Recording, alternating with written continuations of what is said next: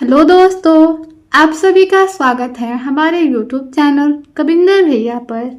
इस वीडियो में हम लोग पढ़ने वाले हैं कक्षा 6 का विज्ञान भारती इकाई 2। इस इकाई का नाम है पदार्थ एवं पदार्थ के समूह।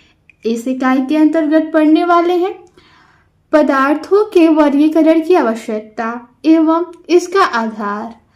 दूसरा पढ़ने वाले हैं विभिन्न लक्षणों के आधार पर वस्तुओं का वर्गीकरण और अणु एवं परमाणु का संक्षिप्त परिचय। ठीक है, तो सबसे पहले इस इकाई का नाम है पदार्थ एवं पदार्थ के समूह। तो पदार्थ क्या होते हैं? जैसे हम अपने आसपास स्कूल या घर के आसपास देखे होंगे अनेक वस्तुएं जिनका दैनिक जीवन में हम उपयोग करते हैं, जैसे कुर्सी, खुरपी, हवा, पेड़ पौधे आदि। ये सब हम लोग देखें अपने आसपास। इनमें कुछ वस्तुएं मानव द्वारा बनाई गई है तो कुछ प्राकृतिक है। जैसे यहाँ पे कुर्सी मानव द्वारा बनाई गई है, खुरपी भी मानव द्वारा बनाई गई है, हवा प्राकृतिक है, प्रकृति की देन है, पेड़ पौधे भी प्रकृति की देन है। तो हम अपने आसपास ऐसे अनेक वस्तुएं देखते हैं जो हम लोग दैनिक जीवन में उपयोग करते हैं। उनमें से कुछ मानव द्वारा बनाई गई होती है तो कुछ प्रकृति की देन होती है। और ये सभी जो भी पदार्थ हैं, ये जो भी वस्तुएं हैं पदार्थों से मिलकर बनी होती है। और हमारे आसपास की सब वस्तुएं जिनमें भार होता है और स्थान घेरता है उसे क्या कहते हैं? पदार्थ कहते हैं। जैसे कोई भी वस्तु हो, अगर उसमें भार है और वो स्थान घेर रहा है जिसका ज्ञान इंद्रियों द्वारा हम एहसास कर सकते हैं, उसे पदार्थ कहते हैं। ठीक है, और ऐसे सभी पदार्थ हैं जो स्थान घेरते हैं और भार होते हैं, जिनमें भार होते हैं, तो क्या हो जाएगा? पदार्थ हो जाएगा। ऐसी वस्तुएं जिनमें भार हो तथा स्थान घेरे और उनका ज्ञान इंद्रियों द्वारा एहसास किया जा सके, पदार्थ कहलाता है। तो आइए प्रतिदिन उपयोग होने वाली कुछ निर्जीव वस्तुओं को हम अपने परिवेश से एकत्रित करते हैं। इस एकत्रित समूह में हमारे पास हो सकता है जैसे बाल्टी हो सकता है, खुरपी, थाली, पहिया आदि। इन वस्तुओं को ध्यान से देखिए तथा प्रत्येक वस्तु जिन जिन पदार्थों से मिलकर बनी हो उनको पहचानने की कोशिश कीजिए। जैसे हम संग्रह में लिए हैं बाल्टी, खुरपी, थाली और पहिया। अब इसको ध्यान से देखिए और जानने की कोशिश करिए कि ये किस पदार्थ से बना है। जैसे बाल्टी को हम लोग देखें तो बाल्टी प्लास्टिक का बना होता है या फिर लोहे का बना होता है। ठीक है, खुरपी लोहे और लकड़ी का बना होता है, थाली स्टील का बना होता है। ठीक है, और पहिया जो होता है वो फाइबर का बना होता है, देखें हम लोग।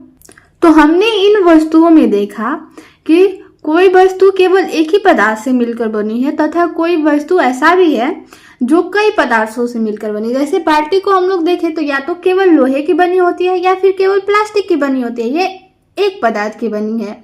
खुरपी को हम लोग देखें तो लोहा और लकड़ी दोनों से मिलकर बना होता है। तो ये एक ऐसा वस्तु है, ये इसमें दो हम लोग पदार्थों का यूज कर रहे हैं तो ये दो पदार्थों से मिलकर बनी हुई है।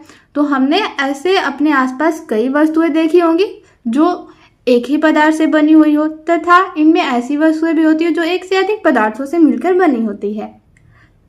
जिस कार्य के लिए हमें वस्तु बनानी होती है उसी के अनुसार हम पदार्थ को भी चुनते हैं। जैसे अगर ग्लास बनाना हो तो या तो कांच का उपयोग किया जाता है या फिर स्टील का उपयोग किया जाता है। आगे यहाँ पे देखिए क्रियाकलाप दिया है, एक पदार्थ से कई वस्तुएं बनाई जाती हैं। तालिका 2.1 को पूरा कीजिए। देखिए यहाँ पे तालिका दिया गया है, जैसे इसमें क्रम दिया है, पदार्थ दिया है और वस्तु दिया है। पहला में लोहा, लोहा से क्या क्या बनाया जा सकता है? तो पेंच बनाया जा सकता है, कील, बर्तन और औजार। इसी तरह बताना है कि लकड़ी से क्या क्या बनाया जा सकता है, कांच से क्या क्या बनाया जा सकता है, मिट्टी से क्या क्या बनाया जा सकता है। तो लकड़ी से हम फर्नीचर के सामान जैसे कुर्सी, टेबल, मेज आदि बना सकते हैं। ठीक है, कांच का उपयोग गिलास बनाने में किया जाता है। गिलास जो जिसमें पानी पिया जाता है वो या तो स्टील का बना होता है या फिर कांच का बना होता है। तो कांच का उपयोग बताना है यहाँ पे, तो कांच से ग्लास भी बनाया जा सकता है। मिट्टी का उपयोग बर्तन बनाने में करते हैं। तो ऐसे ही आप अपने आसपास वस्तुओं को देखिए और मिट्टी से कौन कौन सी वस्तुएं बनी है, कांच से और ग्लास से, कांच से और लकड़ी से कौन कौन सी वस्तुएं बनी हैं, इसको तालिका को देखकर पूरा कीजिए। तो हम लोग अपने आसपास देखने से हम लोगों को ये पता चला कि एक वस्तु को बनाने में कई प्रकार के पदार्थों का उपयोग हो सकता है। जैसे यहाँ पे तालिका 2.2 भी दिया है, इसको भी पूरा करना है। देखिए इसमें क्रम, वस्तु और पदार्थ दिया है। वस्तु है खुरपी। खुरपी किस किस पदार्थ से मिलकर बना है, तो लोहा और लकड़ी। चश्मा किस पदार्थ से मिलकर बना होता है, तो जो उसका जिसमें लेंस लगाया जाता है वो कांच का बना होता है, और प्लास्टिक का वो जो कान में लगाया जाता है वो प्लास्टिक का बना होता है। शर्ट कपड़ा का बनता है और छाता प्लास्टिक का भी बनता है और कपड़ा का भी बनता है। ठीक है, तो इसको भरना है। यहाँ पे इसमें हम लोग 2.1 यानी 2 इकाई 2 का पहला पॉइंट पढ़ने वाले हैं। क्या? पदार्थ के वर्गीकरण की आवश्यकता एवं आधार। तो हम अपने आसपास बहुत से वस्तुएं देखे होंगे, जो हर वस्तु जो होती है वो अपने गुण और उपयोग के आधार पर एक दूसरे से अलग होती है। ठीक है, हर वस्तु का उपयोग एक काम के लिए नहीं किया जा सकता। जो भी वस्तु है उसका अलग अलग उपयोग किया जाता है, तो उसका अलग अलग गुण भी होता है। तो हमने ऐसी बहुत सी वस्तुएं देखे हैं जिनमें अपना अपना गुण और योग्यता होता है, उनको अलग अलग एक दूसरे से करता है। देखिए वस्तु अलग अलग होती है, तो आप सोचिए क्या इन वस्तुओं के अलग अलग होते हुए भी इनमें कोई समानता दिखाई देती है? किसी वस्तु की पहचान उसके आकार, बनावट, रंग, उपयोग आदि के आधार पर की जाती है। कोई भी वस्तु है तो उसका आकार कैसा है, बनावट कैसा है और रंग कैसा है और उसका उपयोग क्या है, इस आधार पर की जाती है। जब हम वस्तुओं को उसके विशेष गुणों, उपयोग आदि के आधार पर अलग अलग समूहों में रखते हैं, तब उनकी पहचान आसानी से की जा सकती है। जैसे हम लोहे के वस्तुओं को अलग रखें और लकड़ी की वस्तुओं को अलग रखें, तो उनमें हम लोग पहचान कर सकते हैं, उनको अलग अलग रख सकते हैं, तो उससे आसानी से पहचान हो जाएगी। ठीक है, वस्तुओं को उनके सामान्य लक्षणों के आधार पर अलग अलग समूहों में व्यवस्थित करने की क्रिया को वर्गीकरण कहते हैं। हमने पदार्थ का वर्गीकरण टॉपिक शुरू किया है पढ़ना, तो हम लोग को ये पता होना चाहिए कि वर्गीकरण किसे कहते हैं। तो वस्तुओं को उनके सामान्य लक्षण के आधार पर अलग अलग समूहों में व्यवस्थित करने की क्रिया को क्या कहते हैं? वर्गीकरण कहते हैं। वर्गीकरण भी 2 तरह के होते हैं, एक भौतिक वर्गीकरण और एक रासायनिक वर्गीकरण। भौतिक वर्गीकरण क्या होता है? पदार्थों के बाह्य संरचना के आधार पर वर्गीकरण भौतिक वर्गीकरण कहलाता है। यानी जब हम लोग किसी पदार्थ की बाह्य संरचना के आधार पर वर्गीकरण करते हैं तो वो भौतिक वर्गीकरण कहलाता है, तथा आंतरिक संरचना के आधार पर वर्गीकरण रासायनिक वर्गीकरण कहलाता है। ठीक है, हमने वर्गीकरण देखा, भौतिक वर्गीकरण किसे कहते हैं और रासायनिक वर्गीकरण किसे कहते हैं ये भी जाने।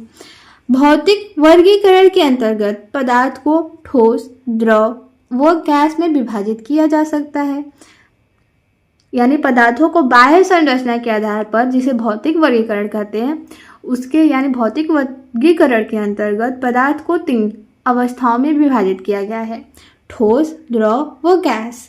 रासायनिक वर्गीकरण के अंतर्गत पदार्थ को तत्व, यौगिक एवं मिश्रण में विभाजित करते हैं, यानी उसके आंतरिक संरचना के आधार पर तत्व, यौगिक एवं मिश्रण में विभाजित किया गया है। दूसरा पॉइंट है विभिन्न लक्षणों के आधार पर वर्गीकरण। यहाँ पे देखिए चित्र दिया हुआ है 2.1। हमारे चारों ओर दिखने वाली कुछ वस्तुएं, देखिए सभी के आकार अलग अलग है और इसके गुण भी अलग अलग हैं। तो इनको देखिए और ये भी ध्यान से देखिए और पता करिए कि किन किन पदार्थों से मिलकर बना। इसको हम लोग को तालिका 2.1 में भरना था। तो ऐसे ही अपने आसपास के वस्तुओं को देखिए। हम लोग दूसरा टॉपिक पढ़ते हैं, विभिन्न लक्षणों के आधार पर वर्गीकरण। में है पदार्थ की अवस्थाओं के आधार पर। जैसे आपने नारियल का तेल देखा होगा, ठंडे के मौसम या बर्तन में जम जाता है, ठोस आकार का हो जाता है, और वही गर्मी के मौसम में द्रव रूप में आ जाता है। पिघल जाता है तो द्रव रूप में आ जाता है। ऐसे ही मोम ठोस रूप में है, गर्म करने पर द्रव अवस्था में बदल जाता है। गर्म करेंगे तो द्रव अवस्था में हो जाएगा, पिघल जाएगा। यदि हम द्रव मोम को गर्म करते जाएं तो वह मोम की वाष्प बनकर उड़ जाता है। यानी जब मोम है उसको गर्म किए तो पिघल गया, द्रव अवस्था में आ गया, और हम यदि उसे गर्म करते जाए तो वो वाष्प बनकर उड़ जाता है। तो वाष्प बनकर उड़ गया, वो गैस हुआ, और जब पहले मोम था उसको गर्म किए, पिघला, तो वो द्रव हुआ और उड़ गया वो गैस बनकर। पहले वो ठोस अवस्था में था। तो जल को हम लोग अपने दैनिक जीवन में 3 तरह से यूज करते हैं। देखिए 3 तरह के रूप में देखते हैं। जल को ठोस के रूप में देखते हैं, जैसे बर्फ हो गया, अगर जमा दे तो वो ठोस हो जाता है, बर्फ बन जाता है। अगर वही बर्फ गर्म कर दिया जाए तो पिघल जाता है, यानी द्रव रूप में आ जाता है, और गर्म करते जाए तो वो जल वाष्प में बदलकर यानी गैस में बदलकर उड़ जाता है। तो हमने जल को 3 रूप में देखा, ठोस, द्रव और गैस। इस प्रकार हम कह सकते हैं कि प्रत्येक पदार्थ की 3 भौतिक अवस्थाएं होती हैं। कौन कौन सी? ठोस, द्रव तथा गैस। यहाँ देखिए दिया हुआ है कि सोचिए और बताइए क्या होगा अगर हथौड़ी कांच की बनाई जाए और ग्लास कपड़े से बनाया जाए। अगर हम लोग सोचिए, हथौड़ी का काम क्या होता है? कील को ठोकते हैं हथौड़ी से, ठीक है। तो अगर कांच से बनाया जाए तो हम लोग उसे ठोकेंगे कील पर तो कांच का रहेगा तो टूट जाएगा। और ग्लास अगर कपड़े से बनाया जाए तो ग्लास का यूज हम लोग पानी पीने के लिए करते हैं। अगर कपड़े से बनाया जाएगा तो ग्लास क्या होगा? अगर कपड़े से बनाया जाए तो उसमें पानी भरेंगे तो पूरा नीचे गिर जाएगा। तो हथौड़ी कांच से नहीं बनाया जा सकता, और ग्लास कपड़े का बनाया जाए तो हम लोग यूज नहीं कर सकते। आगे है क्या होगा अगर कीले और स्क्रू मोम के बनाया जाए।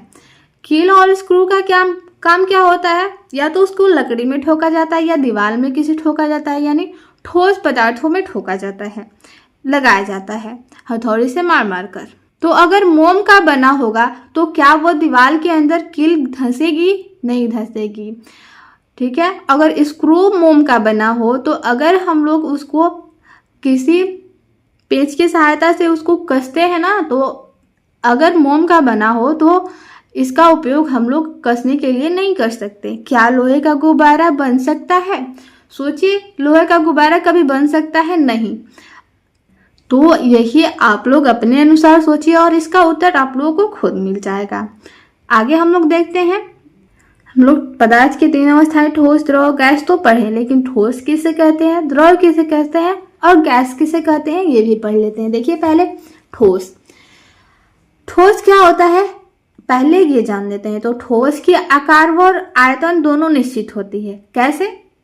आप कोई कांच की गोली लीजिए, अगर कांच की गोली लेते हैं तो उसे थैले से निकालकर अपने हाथ में रखिए। पहले थैले में था, अब हाथ में रखिए। उसके बाद फिर एक ग्लास में डालिए और देखिए क्या उसका आकार और बनावट अलग अलग यानी परिवर्तन हो रहा है उसके आकार और बनावट में। तो देखिए अगर कांच की गोली है वो ठोस है, क्यों? थैले में था तो उसी आकार का था, हम लोग हाथ में लिए तो भी उसी आकार का था, उसका आकार परिवर्तन नहीं हुआ, ना ही उसका बनावट में परिवर्तन हुआ। और अगर हम लोग ग्लास में भी रखे तो भी उसका आकार और बनावट में कोई परिवर्तन नहीं हुआ, यानी ठोस पदार्थों की आकार और आयतन निश्चित होती है। और ठोस पदार्थों में कण यानी ठोस पदार्थों के जो अणु होते हैं बहुत पास पास होते हैं। देखिए आप लोग चित्र में देख सकते हैं। 2 या 2 से अधिक वस्तुओं को आप यानी एक दूसरे की तरफ खींचना क्या होता है? आकर्षण बल होता है। यानी 2 वस्तुएं तो एक दूसरे को अपनी तरफ आकर्षित करती हैं यानी अपनी तरफ खींचती है, वो बल क्या होता है? आकर्षण बल होता है। तो ठोस पदार्थों के बीच क्या होता है? आकर्षण बल बहुत अधिक होता है, इसलिए तो इसके कण पास पास होते हैं जो इन्हें एक दूसरे से बांधे रखता है। ठोस पदार्थों के कण अपने स्थान पर लगभग स्थिर होते हैं, ठीक है, हिलते डुलते नहीं है, लगभग स्थिर होते हैं। इसी कारण इनकी आकृति और आयतन क्या होती है? निश्चित होती है। आगे देखते हैं द्रव। जैसे द्रव कैसे समझ सकते हैं, द्रव किसे कहते हैं पहले ये जानते हैं। तो द्रव का आकार क्या होता है? अनिश्चित होता है लेकिन आयतन निश्चित होता है। ठीक है, कह सकते हैं कि वह पदार्थ जिसके आकार अनिश्चित परंतु आयतन निश्चित हो उसे द्रव कहते हैं। कैसे इसको समझ सकते हैं? तो 1 लीटर पानी लीजिए, उसको किसी बर्तन में रखिए, यानी यहाँ पे देखिए 1 लीटर के नपना बर्तन को, यानी कोई बर्तन लीजिए जो पूरा 1 लीटर का हो, कोई बोतल ही ले लीजिए, बोतल में पानी 1 लीटर लीजिए, फिर उस पानी को भगोने में उड़ लीजिए। तो पहले जब पानी बोतल में था तो बोतल के आकार का था, जब उसको भगोने में डालें पानी को तो वो भगोने का आकार ले लिया, यानी उसका आकार परिवर्तन हुआ ना, लेकिन आयतन निश्चित है क्योंकि पानी तो 1 ही लीटर है, 1 लीटर से ना बढ़ा ना घटा, पानी उतना ही है लेकिन आकार अलग अलग ले लिया। पहले बोतल में था तो बोतल के आकार का, अब भगोने में गया तो भगोने का आकार का। यानी हम कह सकते हैं कि द्रव का आकार अनिश्चित होता है परंतु उसका आयतन निश्चित होता है। और ठोस पदार्थों की तुलना में द्रव के अणु एक दूसरे से दूर दूर होते हैं। आप देख सकते हैं यहाँ पे चित्र में, इसके अणु क्या है, इसके कण दूर दूर हैं और ठोस में पास पास थे।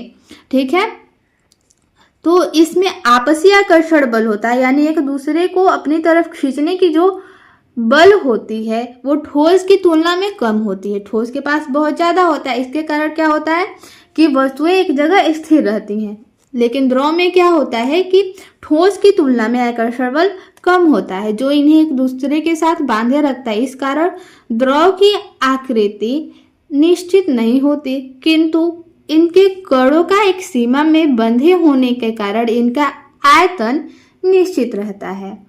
आगे हम लोग गैस को देखते हैं। गैस किसे कहते हैं? गैस तो वह पदार्थ जिसका आयतन एवं आकार दोनों अनिश्चित हो उसे ठोस पदार्थ कहते हैं। कैसे? तो आप अपने घर में जलती हुई मोमबत्ती को देखे होंगे जिसमें काले तथा भूरे रंग के धुआं निकलती है। इस धुआं की बनावट तथा आयतन दोनों निश्चित नहीं होते, यानी धुएं का आकार ऐसे जैसे टेढ़ा मेढ़ा जाता है, धुएं का आकार निश्चित नहीं होता है। ठीक है, और ना ही इसका आयतन निश्चित होता है, कितना धुआं निकल रहा है ये उसमें हम लोग नहीं नाप सकते, तो उसका आयतन भी निश्चित नहीं है और ना ही आकार निश्चित है। ठीक है, ये जिस स्थान पर रखे जाते हैं उसी का बनावट और आयतन प्राप्त कर लेते हैं। इस अवस्था को गैस कहते हैं। गैसीय पदार्थों में कण अपेक्षाकृत दूर दूर होते हैं। देखिए पहले हम लोग ठोस पढ़े तो ठोस में बिल्कुल पास पास थे, द्रव में ठोस की तुलना में कम पास पास थे। ठीक है, यानी दूर दूर थे उनके कण, लेकिन ठोस की तुलना में ठोस के एकदम पास पास और द्रव के दूर दूर ठोस की अवस्था में। और गैस का क्या होता है, बिल्कुल ही दूर दूर होता है इसके कण। ठीक है, इनमें आपसी आकर्षण बल नहीं होता है, यानी आपसी आकर्षण बल जो होता है न के बराबर होता है, इसलिए इनके कण क्या होते हैं, दूर दूर होते हैं। तो गैस किसे कहते हैं, हम ये जाने कि जिस पदार्थ का आयतन और आकृति दोनों अनिश्चित होते हैं उसे गैस कहते हैं। यहाँ पे निष्कर्ष क्या निकला, अतः पदार्थ की अवस्था के आधार पर पदार्थों को ठोस, द्रव एवं गैस में वर्गीकृत किया जाता है। तो जल के घुलनशीलता के आधार पर पदार्थों को कितने भागों में बांटा गया है, तो 2 भागों में। जो पदार्थ जल में घुल जाता है उसे विलेय पदार्थ बोलते हैं या फिर बोलते हैं घुलनशील पदार्थ, और वे पदार्थ जो द्रव में यानी जल में नहीं घुल पाते हैं उसे बोलते हैं अविलेय पदार्थ बोलते हैं या फिर अघुलनशील पदार्थ बोलते हैं। ठीक है, यानी जल के घुलनशीलता के आधार पर पदार्थों को 2 भागों में बांटा गया है, एक तो घुलनशील और दूसरा अघुलनशील। घुलनशील को विलेय भी बोलते हैं और अघुलनशील को अविलेय बोलते हैं। इसकी जांच कैसे कर सकते हैं, तो कांच के अलग अलग ग्लास में रेत लीजिए, नमक लीजिए, शक्कर, चाक का पाउडर और लकड़ी के बुरादे थोड़ी थोड़ी मात्रा में ग्लास में करके रख लीजिए। उसके बाद सभी ग्लास को जिसमें भी रेत, शक्कर, चाक पाउडर और लकड़ी के बुरादे भरे हैं और नमक, उसमें आधा आधा पानी भर दें। अब ग्लास को हिलाते रहें और उसके बाद क्या देखेंगे कि नमक, शक्कर और जो चाक का पाउडर था वो ग्लास में घुल जाता है, जबकि लकड़ी का बुरादा ग्लास में नहीं घुलता है। तो जो घुल गया उसे घुलनशील बोलेंगे, यानी विलेय पदार्थ। घुलनशील पदार्थ नमक, शक्कर और चाक पाउडर हो जाएगा, क्योंकि जल में पूरी तरह से घुल जाएगा। जबकि लकड़ी का बुरादा नहीं घुला, इसलिए वो अविलेय पदार्थ है, यानी कि अघुलनशील पदार्थ है। ठीक है, तो पदार्थ की अवस्थाओं के आधार पर पदार्थ को 3 भागों में बांटा गया था, ठोस, द्रव और गैस। और जल के घुलनशीलता के आधार पर पदार्थ को कितने भागों में बांटा गया है? 2। कौन कौन से? घुलनशील और अघुलनशील। आगे पढ़ते हैं, जल के सापेक्ष भार के आधार पर। ठीक है, तो आप लोग जानते होंगे कि कुछ पदार्थ जल की अपेक्षा यानी जल से भारी होते हैं तो कुछ हल्के होते हैं। तो जो वस्तुएं जल पर तैरती हैं, यानी पानी में डालने पर तैरेंगी, वो जल से हल्की होंगी, तभी तो तैर रही है। और जो जल से भारी होगा वो डूब जाएगा पानी में।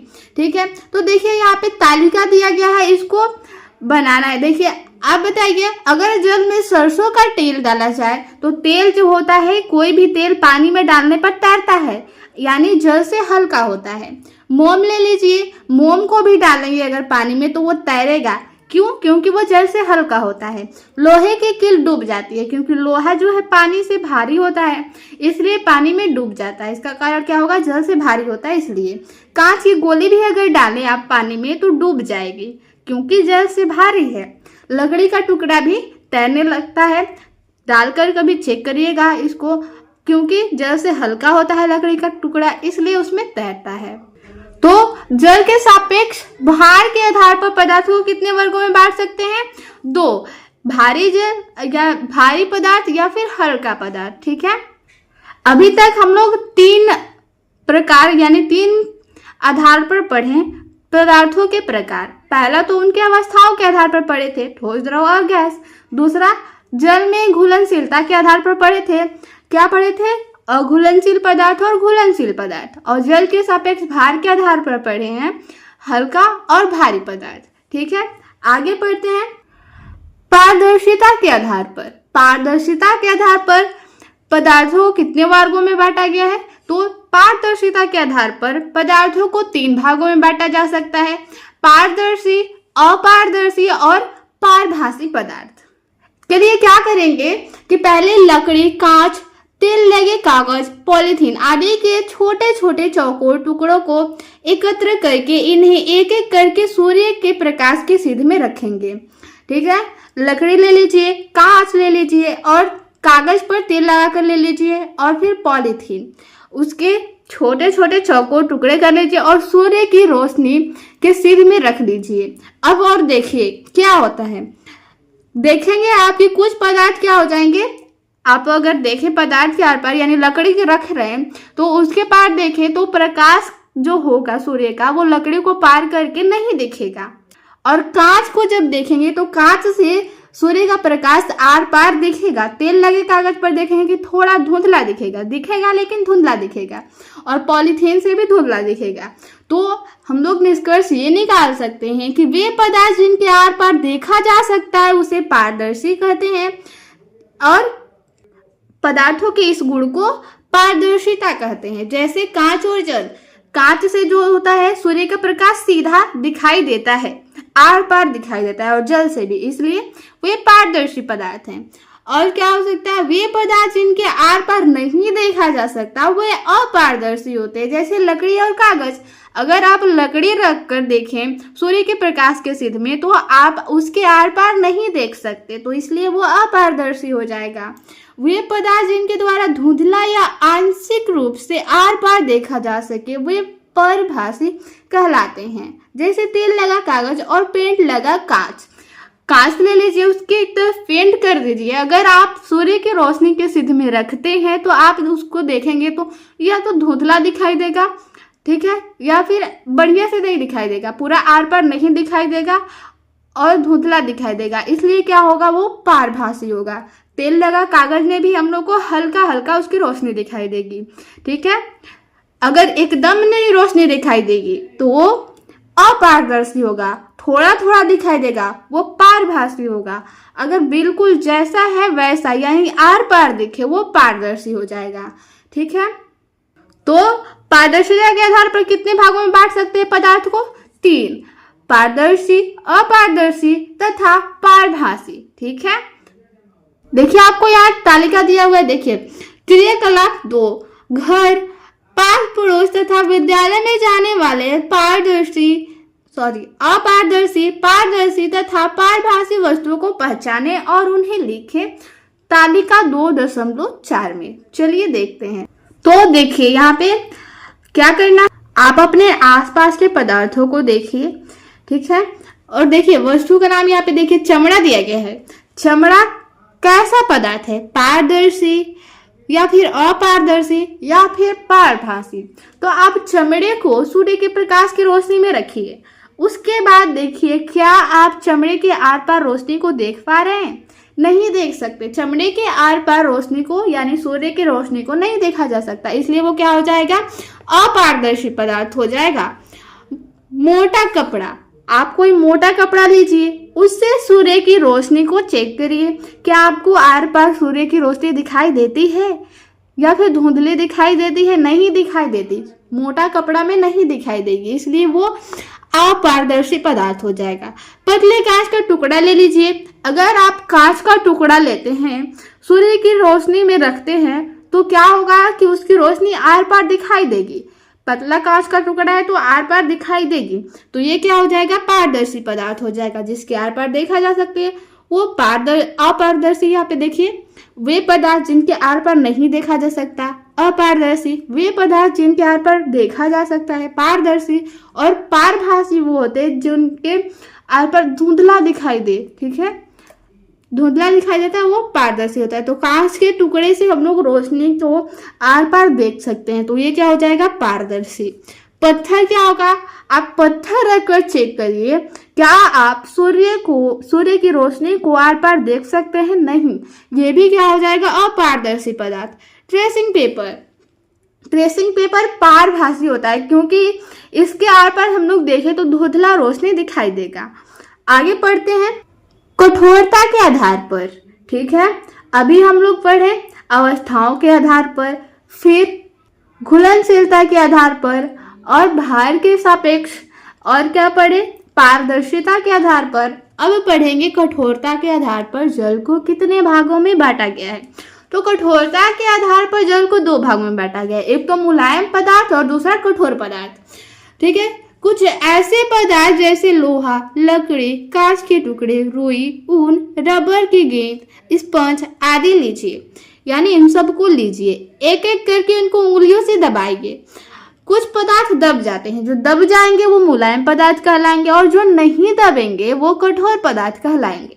ठीक है, तो कठोरता के आधार पर पदार्थ को 2 भागों में बांट सकते हैं, एक तो मुलायम पदार्थ और दूसरा कठोर पदार्थ। ठीक है, अगर कोई पदार्थ लेते हैं उसको दबाते हैं, अगर वो दब जाए तो मुलायम पदार्थ होगा, अगर वो न दबे तो हो जाएगा वो कठोर पदार्थ। आगे देखेंगे चुंबक के सापेक्ष व्यवहार के आधार पर। चुंबक के सापेक्ष व्यवहार के आधार पर भी पदार्थ 2 प्रकार के होते हैं, एक तो अचुंबकीय, दूसरा चुंबकीय। इसको कैसे समझ सकते हैं?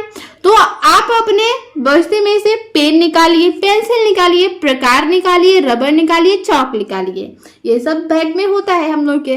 तो पेन, पेंसिल, प्रकार जो भी है उसको निकालिए, और कुछ लोहे की कील ले लीजिए, लकड़ी का बुरादा ले लीजिए, चाक का पाउडर ले लीजिए, और प्लास्टिक के बटन और ऑल पिन ले लीजिए। फिर कागज पर अलग अलग रख लीजिए सबको, और एक चुंबक का छोटा सा टुकड़ा ले लीजिए या फिर चुंबक छड़ ले लीजिए। ठीक है, और प्रत्येक वस्तु के पास बारी बारी जाकर चेक करिए। जैसे आप यहाँ पे रख दीजिए पेन, पेंसिल, प्रकार और लोहे की कील, लकड़ी का बुरादा, ऐसे रख दिए, अलग अलग सबको रखना है। उसके बाद बारी बारी से चुंबक छड़ को उनके पास ले जाना है।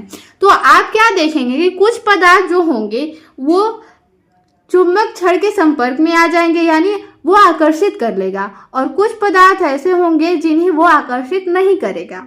तो इससे निष्कर्ष निकलता है कि वे पदार्थ जिनको चुंबक अपनी तरफ आकर्षित कर लेता है उसे चुंबकीय पदार्थ कहते हैं, तथा वे पदार्थ जिनको चुंबक अपनी तरफ आकर्षित नहीं करता है उसे अचुंबकीय पदार्थ कहते हैं। ठीक है, वैसे देखा जाए तो लोहे से बनी कोई भी वस्तु होती है तो उसे चुंबक अपनी तरफ खींच लेता है। ठीक है, तो चुंबकीय पदार्थ क्या होंगे, जिसमें जो लोहे से बनी हो उसमें चुंबकीय गुण होते हैं, यानी चुंबकीय पदार्थ वो कहलाएंगे। देखिए, लोहे के अतिरिक्त चुंबक, निकेल, कोबाल्ट जैसी अन्य धातुएं भी क्या होती है, चुंबकीय पदार्थ होती है। उनको क्या करता है, चुंबक अपनी तरफ आकर्षित करता है। तो इसको हमेशा याद रखना है कि अवस्थाओं के आधार पर पदार्थ 3 प्रकार के होते हैं, ठोस अवस्था, द्रव अवस्था और गैस अवस्था। घुलनशीलता के आधार पर पदार्थ 2 प्रकार के होते हैं, घुलनशील और अघुलनशील, जिसे विलेय और अविलेय भी कहा जाता है। और जल के सापेक्ष भार के आधार पर पदार्थ कितने प्रकार के होते हैं, 2 प्रकार के, हल्का पदार्थ और भारी पदार्थ। पारदर्शिता के आधार पर पदार्थ 3 प्रकार के होते हैं, पारदर्शी, अपारदर्शी और पारभासी पदार्थ।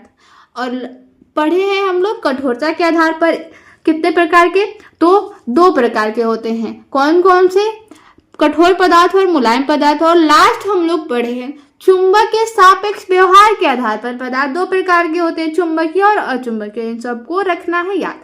ठीक है, आगे देखिए, पदार्थों के निर्माण की मौलिक इकाई। क्या करिए कि चाक अथवा कोयले का बड़ा बड़ा टुकड़ा लीजिए, फिर उसको पीट कर छोटे छोटे टुकड़े में विभाजित कर लीजिए, यानी छोटे छोटे टुकड़े कर लीजिए उसको पीट कर। और देखेंगे कि हर टुकड़े में उस पदार्थ का गुण विद्यमान है, यानी चाक को तोड़ेंगे, छोटा टुकड़ा पीट कर करेंगे तो फिर वो भी चौक ही होगा ना, यानी चौक का गुण उसमें होगा। कोयले को भी पीट कर आप तोड़ेंगे, बड़ा कोयला है, तोड़कर उसे छोटा करेंगे तो फिर भी वो कोयला ही होगा, यानी उसका गुण उसमें होगा। अब क्या करेंगे कि उसे बारीक पीस कर पाउडर बना लीजिए। पाउडर बनाने के बाद क्या करेंगे कि महीन कपड़े से छान लेंगे। महीन कपड़े से छानने पर क्या देखेंगे कि आप उसके महीन यानी छोटे छोटे कण को देख पा रहे हैं। तो इससे क्या पता चलता है कि प्रत्येक पदार्थ जो होते हैं छोटे छोटे कणों से मिलकर बने होते हैं। ठीक है, इसी प्रकार हम और अति सूक्ष्म कणों की कल्पना कर सकते हैं। इस क्रियाकलाप से स्पष्ट है कि पदार्थ एवं सूक्ष्म कणों से, पदार्थ जो होते हैं स्वयं सूक्ष्म कणों से मिलकर बने होते हैं, जिन्हें अणु या परमाणु कहते हैं। अणु किसे कहते हैं, पदार्थ का वह सूक्ष्म कण जो स्वतंत्र अवस्था में रह सकता है तथा जिसमें पदार्थ के सभी गुण विद्यमान होते हैं, अणु कहलाता है। किसी तत्व के सभी अणु एक समान होते हैं तथा भिन्न भिन्न तत्वों के अणु गुणों में भिन्न होते हैं, यानी कि पदार्थ का सबसे छोटा कण वह सबसे छोटा कण जो स्वतंत्र अवस्था में रह सकता है, यानी स्वतंत्र रह सकता है और जिसमें पदार्थ के गुण विद्यमान होते हैं, क्या कहलाते हैं, अणु कहलाते हैं। परमाणु क्या होता है, किसी पदार्थ का वह सूक्ष्म कण जो स्वतंत्र अवस्था में नहीं रह सकता परंतु रासायनिक अभिक्रिया में भाग लेता है, वो क्या कहलाता है, परमाणु। देखिए, यहाँ से हम लोगों को अंतर पता चल सकता है कि अणु और परमाणु में क्या अंतर होता है। अगर ये क्वेश्चन पूछा जाए तो हम लोग कह सकते हैं कि पदार्थ का वह सूक्ष्म कण जो स्वतंत्र अवस्था में रह सकता है, अणु कहलाता है, और पदार्थ का वह सूक्ष्म कण जो स्वतंत्र अवस्था में नहीं रह सकता, उसको क्या कहते हैं, परमाणु कहते हैं। अणु तथा परमाणु को नग्न आंखों से देखना संभव नहीं है, यानी आप अणु और परमाणु को नहीं देख सकते नग्न आंखों से, उसको सूक्ष्मदर्शी द्वारा देखा जा सकता है लेकिन नग्न आंखों से नहीं देखा जा सकता है, क्योंकि उसके कण जो होते हैं बिल्कुल छोटे छोटे होते हैं जो हमारे आंखों से नहीं दिखाई दे सकते। परमाणु आपस में मिलकर अणु बनाते हैं और समान परमाणुओं के संयोग से तत्व के अणु बनते हैं। जैसे ऑक्सीजन, ऑक्सीजन को आप लोग जानते हो, इसको O2 से लिखते हैं ऑक्सीजन को, यानी ऑक्सीजन के 2 अणु हैं, समान अणु है तो इसलिए ये क्या बना है, ऑक्सीजन का 2 परमाणु मिलकर अणु यानी ऑक्सीजन बना है। और यहाँ पे हाइड्रोजन को भी H2 से लिखते हैं, यानी हाइड्रोजन और हाइड्रोजन मिलकर अणु बना है हाइड्रोजन। अब देखिए, भिन्न परमाणुओं के संयोग से जब परमाणु का संयोग होता है तब यौगिक बनता है। जैसे यौगिक के अणु बनते हैं, जैसे देखिए यहाँ पे जल, जल को क्या लिखते हैं हम लोग, H2O, इसमें हाइड्रोजन भी है और ऑक्सीजन भी है, ये क्या हो गया, यौगिक हो गया। अगर समान पदार्थ हो, जैसे समान परमाणु हो ऑक्सीजन और ऑक्सीजन, तो इससे क्या बनेगा, तत्व बनेगा, जिसे हम लोग क्या बोलते हैं, O2 यानी ऑक्सीजन। और जब इसमें अलग अलग परमाणु हो, जैसे जल में H2O यानी हाइड्रोजन और ऑक्सीजन है, तो ये क्या हो जाएगा, यौगिक हो जाएगा। ठीक है, यानी यौगिक में क्या होते हैं, अलग अलग परमाणु होते हैं, और अणु में क्या होते हैं, यानी तत्व में क्या होते हैं कि समान परमाणु होते हैं।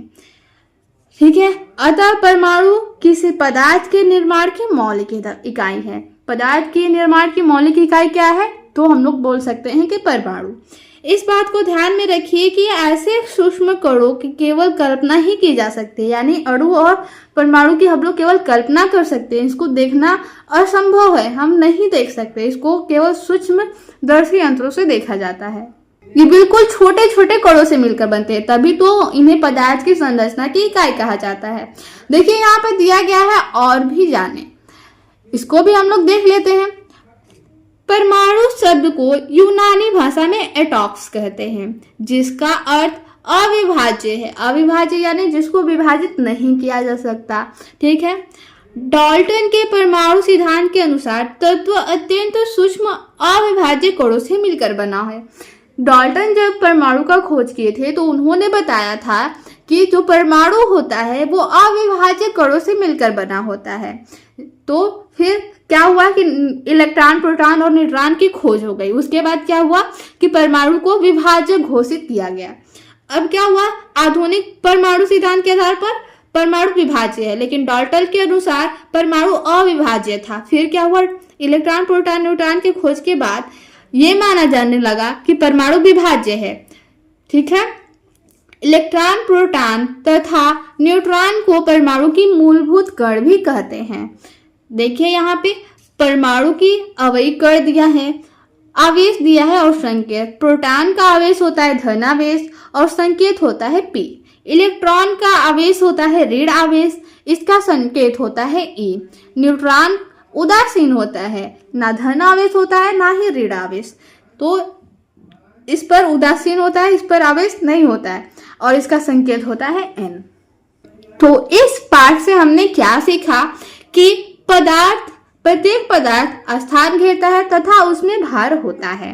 पदार्थ का वर्गीकरण उसके आकार, बनावट, रंग, उपयोग आदि के आधार पर किया जा सकता है। यानी पदार्थ का वर्गीकरण हम उसका आकार देखकर, उसका बनावट देखकर, उसे किस प्रकार प्रयोग करते हैं, उसका रंग कैसा है, इस आधार पर पदार्थ को हम लोग वर्गीकरण कर सकते हैं, यानी उसको अलग अलग भागों में बांट सकते हैं।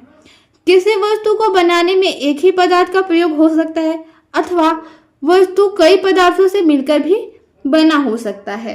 यानी आप जैसे देखें कि बाल्टी क्या हुआ, या तो प्लास्टिक का ही बना होता है या फिर लकड़ी का ही बना होता है। लेकिन खुरपी ले लीजिए तो वो दो पदार्थों से मिलकर बना है, लोहा और उसका जो पकड़ने वाला होता है वो लकड़ी का बना होता है, लोहा और लकड़ी। और बाल्टी जबकि क्या तो लोहे की बनी होती है पूरी की पूरी, या फिर प्लास्टिक की। ठीक है, यानी हम लोग देखें कि पदार्थ या तो एक ही पदार्थ से मिलकर बना हो सकता है या फिर कई पदार्थों से भी मिलकर बना हो सकता है। पदार्थ का वर्गीकरण विलेयता, पारदर्शिता, कठोरता, चुंबकत्व आदि के आधार पर किया जा सकता है। ठीक है, हम लोग पढ़े थे विलेयता के आधार पर यानी विलेय पदार्थ और अविलेय पदार्थ, पारदर्शिता के आधार पर पारदर्शी, अपारदर्शी और पारभासी, कठोरता के आधार पर मुलायम और कठोर पदार्थ, और चुंबकत्व के आधार पर पढ़े थे चुंबकीय और अचुंबकीय पदार्थ। तो दोस्तों इस वीडियो में इतना ही, मिलते हैं अगले वीडियो में अगले इकाई में। ठीक है, धन्यवाद।